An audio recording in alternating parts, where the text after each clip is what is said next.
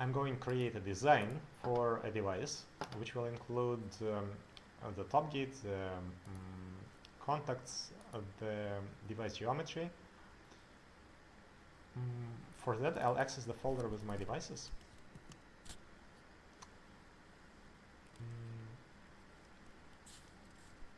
It is in fabrication. Here's the folder for my current device, but here are the pictures of the device that I took at different magnifications. But I need some pattern to start with, and the template pattern I'll just take from the previous device, from the previous folder, and that is how I make, that is my pattern. I'm copying it here, copying it again, creating a device which will be called D7, because my previous device was D6. Alright, here's our pattern. Here's the bonding pads, already pre-patterned. Here are the fine alignment marks, and here are the coarse alignment marks. So I'm going to add the pictures of that I took under the microscope to the pattern. Edit, add image, and let's choose an image. Browsing for it. Here's the actual folder.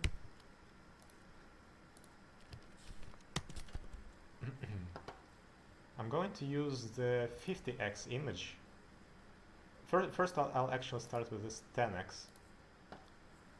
Now we need to define some features on that picture that will match to the pictures on the design.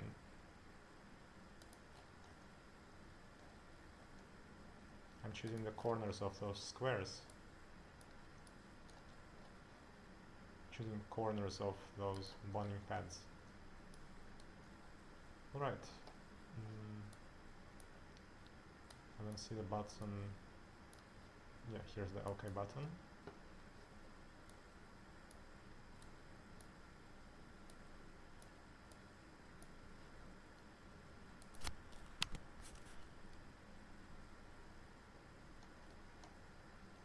Here's my image.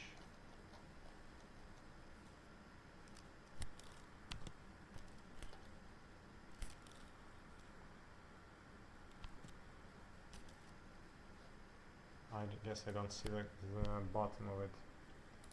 Okay, I'll have to hide the taskbar.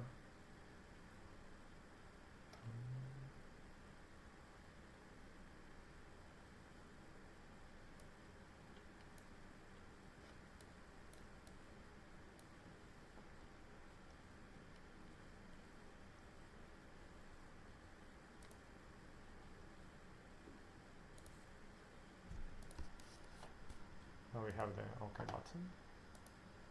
Okay.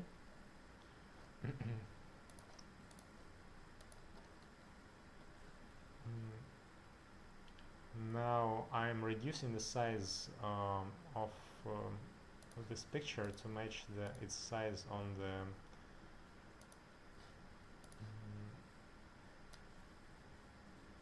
to match the pattern.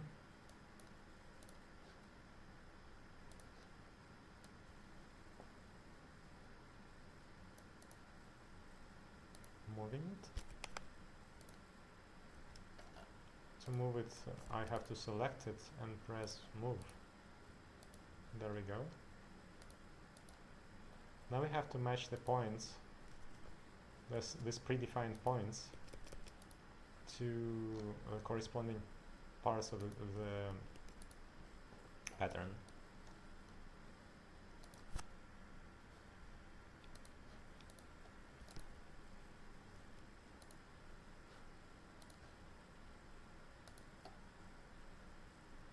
This one here. This distorts the image, but we have to move all the points to restore the rectangular shape of the image.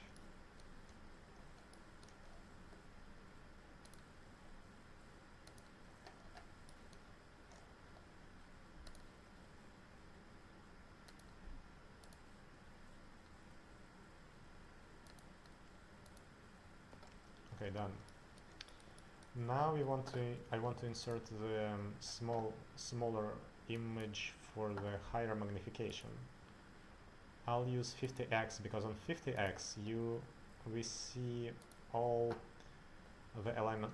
We see 4 alignment marks and on the 100x, despite it is a higher resolution, we do not see all the alignment marks. That's why I'm using 50x.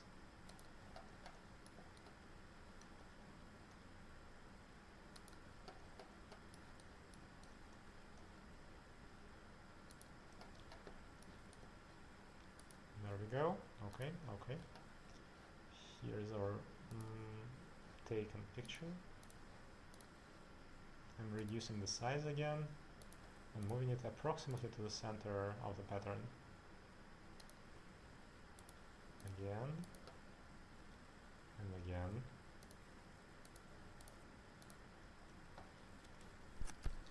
Now again I have to match the alignment marks.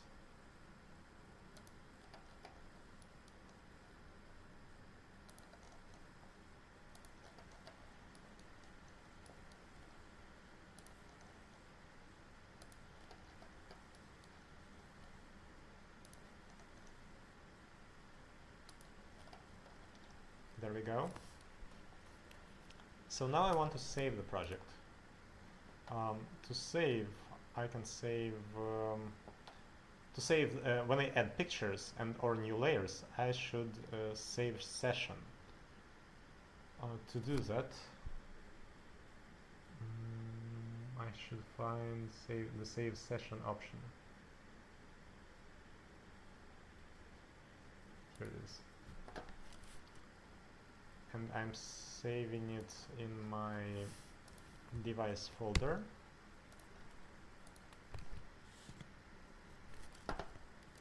Again, I'm naming it D7, that's the name of the device.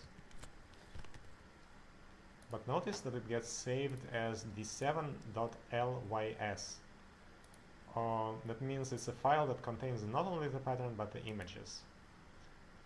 Basically, the pattern is here. This pattern should be in this folder. So that pattern is tied. This file is tied to that file, the pure pattern file. However, this one also includes the images. All right. Now we have our images and we know where to design. First of all, we need a hole bar. We can use, instead of drawing a new hole bar, I'll just use a hole bar from my previous device, which is, say, D4.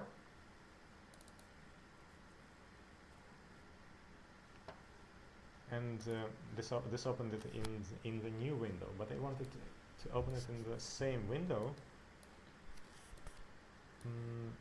to be able to copy features. So I'll drag it and drop it, and then I'll select open layout in new panel. There we go.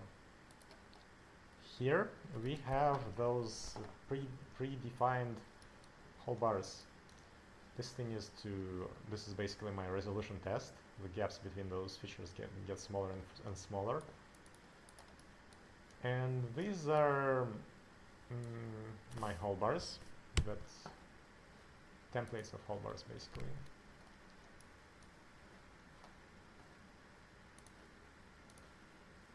Moving them here. All right, let us choose the right hole bar.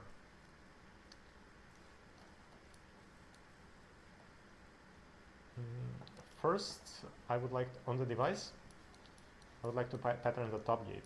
So this is the back gate under the whole heterostructure, which is STO, the dielectric, then goes, if you go up, the bottom layer is STO, then goes graphene by layer, and then goes HBN. And the metal back gate is under this all. I want a top gate on top of the HBN.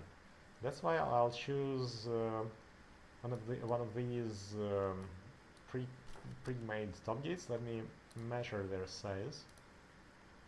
That's 2, micrometers. That is also 2 micrometers, right? Yeah, it is. So yes, this is a good size of a hole bar. I'll take it. I copied it. Ctrl V, I pasted it. Now I'll move it.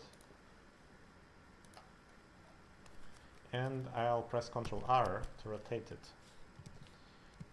By the way, the setting Ctrl R, I can do that. That's not a default combination in the software in KLayout.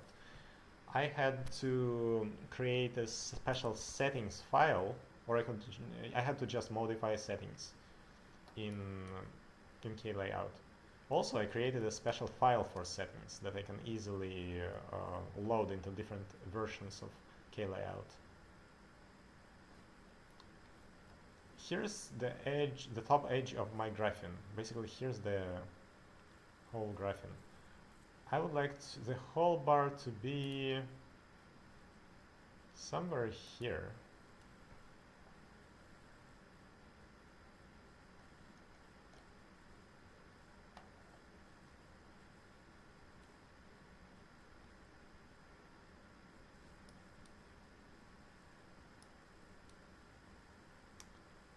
And do we have enough contacts? Yeah, we have actually quite a lot of contacts in this whole bar. So I like it so far. And now I can draw the pattern to etch. So we want to etch this whole HBN. This is the HBN. We want to etch most of it to give space for electrodes. And also we also want we also want to leave some areas here to attach golden contacts to. I'll show you by the end of this video. I'll show you this whole pattern and you will understand. I have to create a polygon for those extended features. Actually, not a polygon. I just copy pasted these things. I'll have to create a different layer. Let me create a different layer.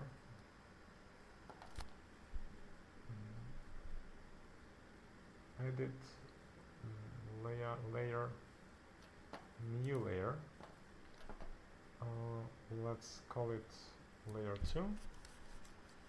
The number will be layer 2. Layer name edge mask.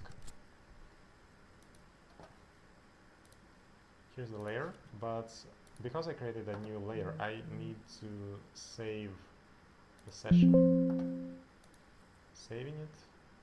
Saving.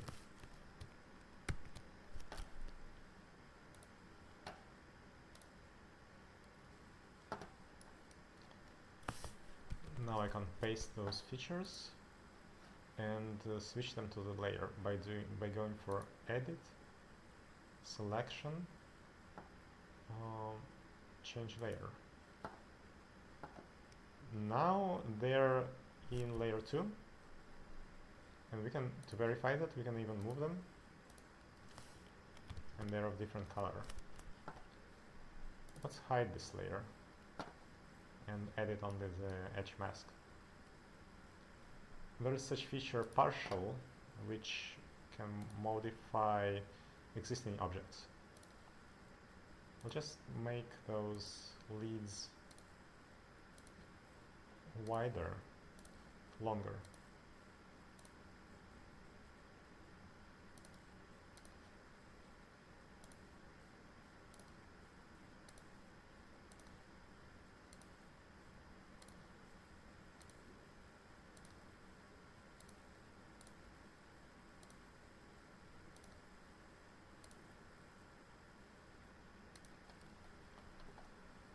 Okay, great.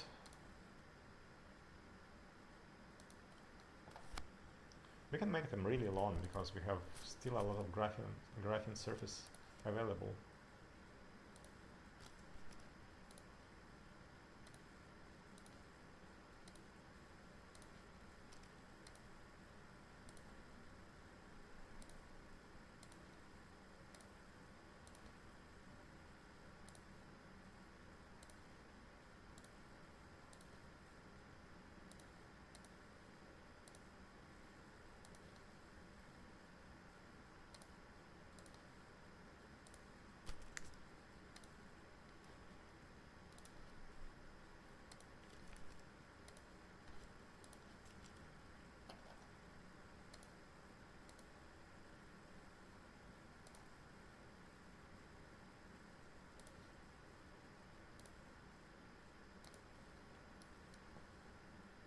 trying to make it look nice.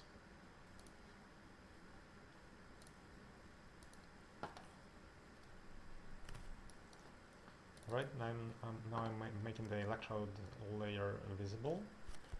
The top gate, sorry, layer visible. I'll also copy this thing.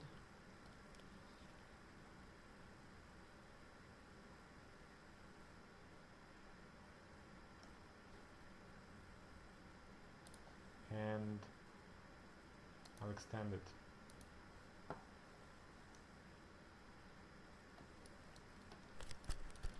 So because the area here will be etched, I want the top gate to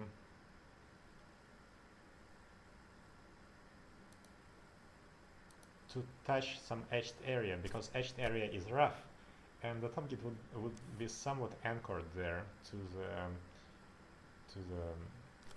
the materials, to actually STO, which will not let it float away during liftoffs.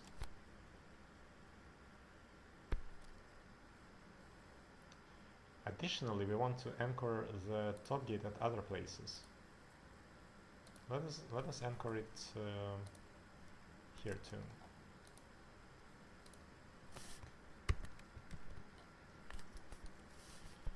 To move, I'm pressing Control M, and I'll just increase Y by 10 microns. It was a bit too much. Let's increase Y by 6 microns. And we lost it.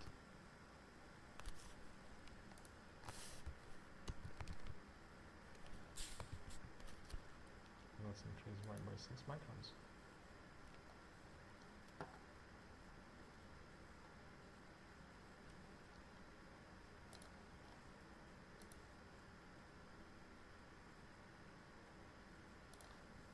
I just want to anchor the top gate to some areas that will end up rough after etching. Alright. The same thing I'll do at the bottom.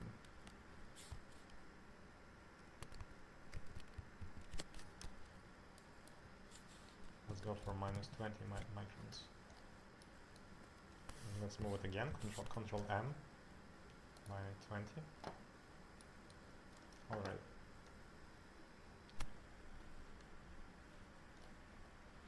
Now we need to draw electrodes connecting those leads to the leads of the bonding pads. Alright, we have 5 of them on every side. And we have significantly more bonding pads. That's great.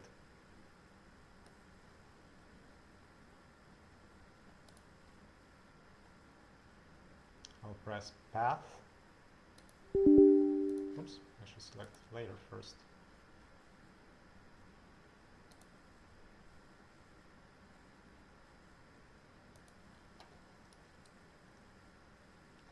Let's go for this one. Double click. Then I double click this and change the width of our lead. That would be 2.5 micrometers. It's just a bit wider than the lead, the graphene lead of the device. Actually, let's go for 2.3.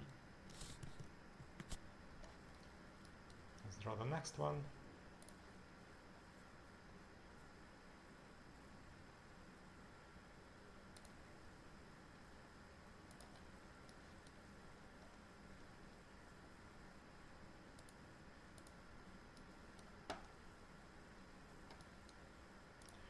Try to avoid any flakes or STO, because if well, things usually tend to break on the edges of those flakes. It's better to avoid them. Just drawing another path. We are going for this bonding pad, or let's go for, Yeah, let's go for one of those.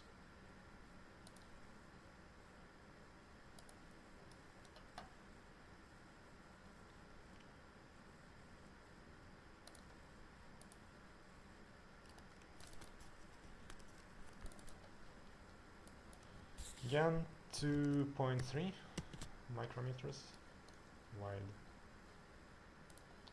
path.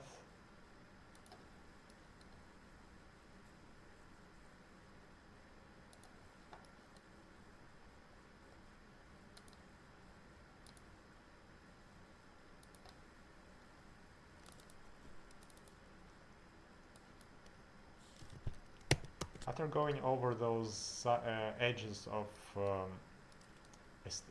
STO flakes, I need to make sure that the gold I evaporate later is significantly higher than these flakes to have contact.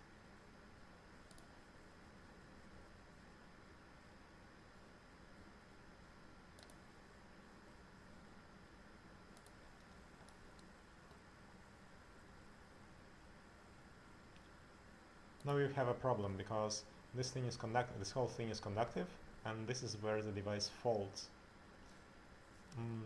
We want to avoid that.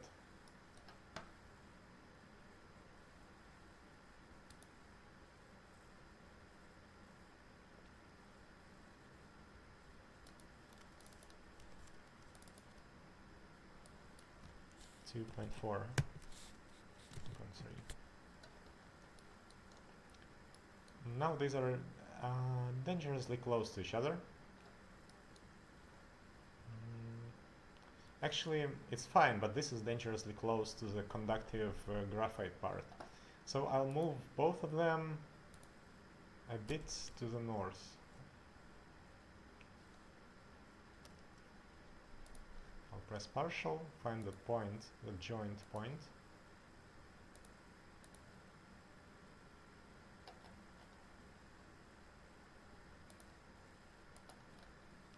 And the same we do with the other electrode.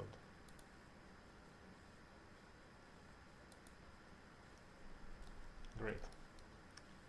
Now we pattern the contacts on the other side, leads on the other side. Again, path.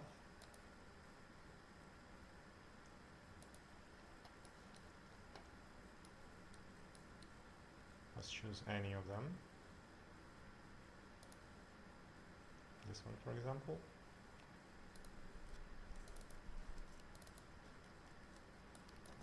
Two point three.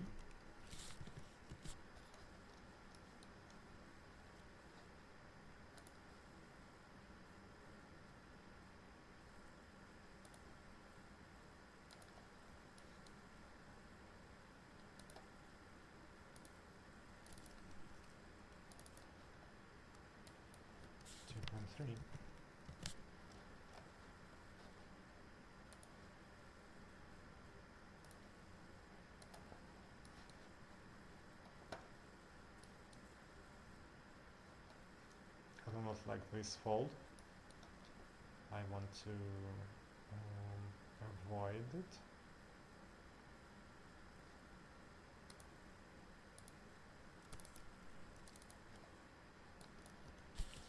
Three.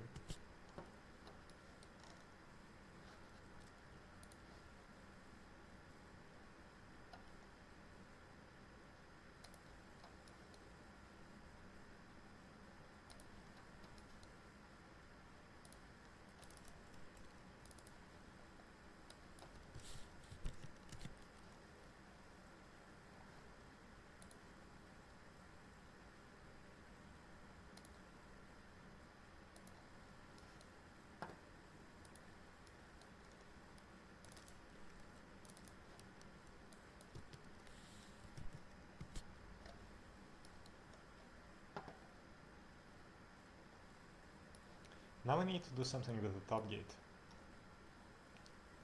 By the way, so we need a path from the top gate to one of the electrodes. This path is for the back gate. We need a path for the top gate now. let's do that. Let's move this line. To create a point here, I double click. Here's the point. And then I click again when partial is selected. And that's how I move the point. But to avoid the graphite, I move the line far away from this tip of the big graphite flake. So I'll take this and create a path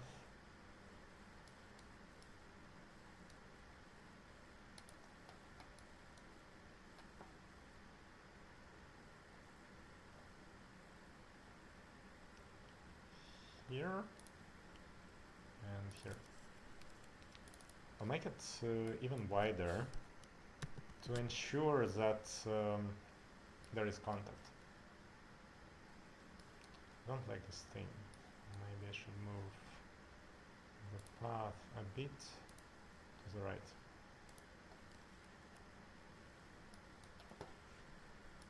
Alright.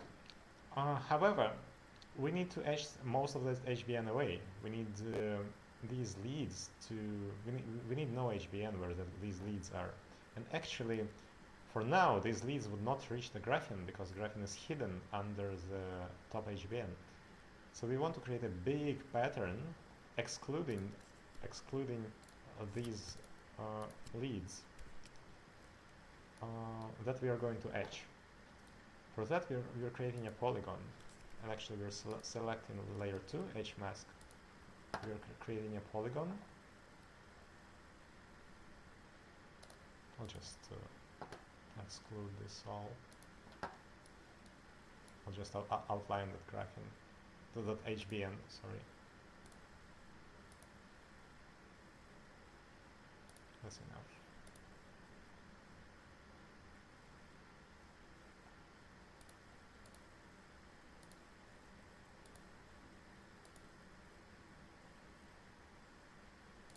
Double click.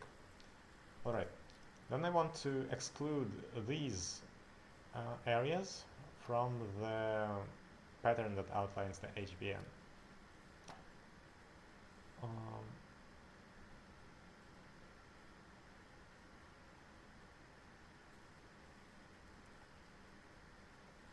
By the way, we need a... So this is the top layer, this is the top gate, right? And they want HBN at least here. I don't want the top gates to connect to my back gate. So I have a HBN here, but I want no HBN here for the top gate to touch the etched region. That's why I'll create a copy of this and move it to the edge mask layer. I'll go edit, again selection, change layer, and there we go. We need to make it shorter but wider, so it doesn't touch our back gate when the top gate is deposited.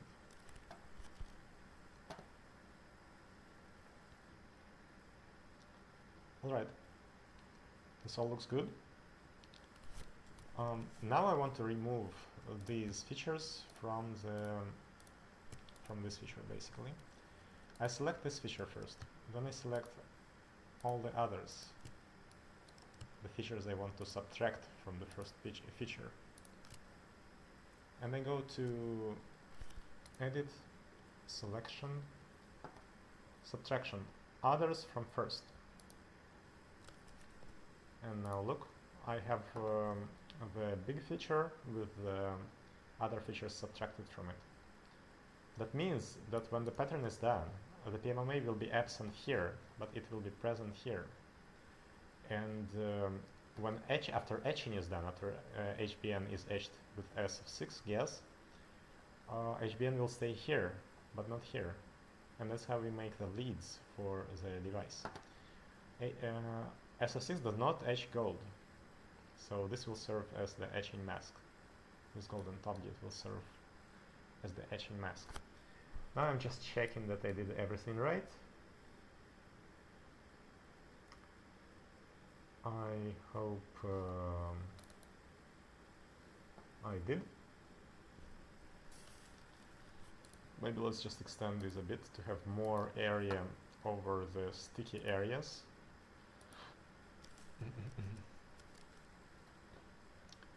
And there we go, the pattern is almost ready.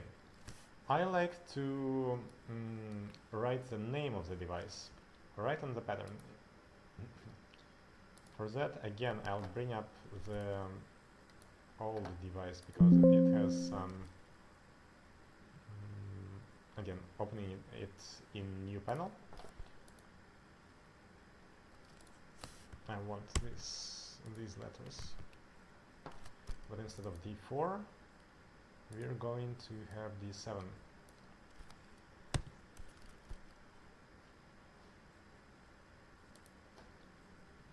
I don't have the OK button, seriously? Seriously, the window is so big. Okay, fine, I just pressed enter. D7. Also we want to label the gate, which is very convenient for when we bond wires to this device. So we need to label the back gate. Then I'm copying this, Ctrl C, Ctrl V. I'm moving this to the back gate, which is here. Done. And here's our pattern. We have the red top gate, red pink top gate. We have the back gate, and we have the etching mask for etching with SF6.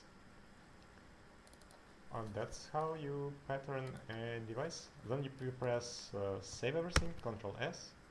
Well, just in case, we'll save all, and we'll save the session in the session file. Now we can close our file, go to our device folder, and double click on d7.lys, which is the project file. And there we go. Here is our device with all the features we designed. Thank you for your attention.